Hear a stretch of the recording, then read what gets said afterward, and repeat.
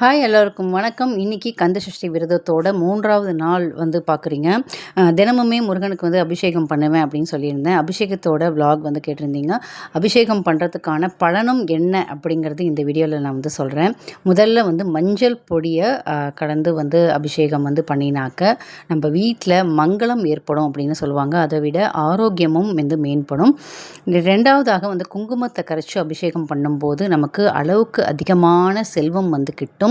செல்வம் மட்டும் இல்லைங்க, ஒரு வாழ்க்கையில் ஒரு கஷ்டமான சூழ்நிலை வரும்போது அதுக்கு சக்தி வந்து வேண்டும். அதை கடக்கிறதுக்கு சக்தி வேண்டும். அந்த சக்தியை வந்து பெறுறதுக்கு இந்த குங்குமம் அபிஷேகம் நமக்கு வந்து உகந்ததாக வந்து இருக்கும்.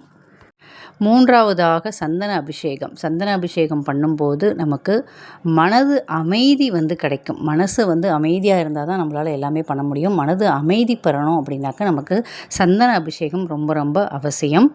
இதை தாண்டி வந்து பார்த்திங்கன்னா விபூதி அபிஷேகம் வந்து பண்ணுறேன். அதே மாதிரி வந்து பார்த்திங்கனாக்கா பன்னீர், இதுக்கான பலன்கள் நான் வந்து நிறைய அபிஷேகங்கள் வந்து தினமுமே வந்து செய்கிறேன்.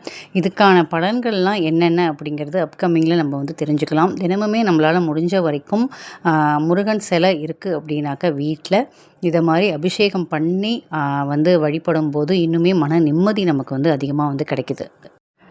முருகனுக்கு உகந்ததாக இந்த கந்தசஷ்டியில் வந்து பார்த்திங்கன்னா பொதுவாக பச்சை, மஞ்சள் இதை மாதிரி நிறங்களில் வந்து ஆடை உடுத்தும் போது இனிமேல் மன நிம்மதி ஏற்படும். இந்த விரதத்தை வந்து சுலூபமாக கடக்க முடியும் அப்படின்னு சொல்லுவாங்க. பூஜையெல்லாம் முடிச்சுட்டு இன்றைக்கும் ஆஃபீஸ் வந்து கிளம்பியாச்சு. 2வது பார்ட்டில் மீதி அபிஷேகத்தை பற்றி நான் சொல்கிறேன்.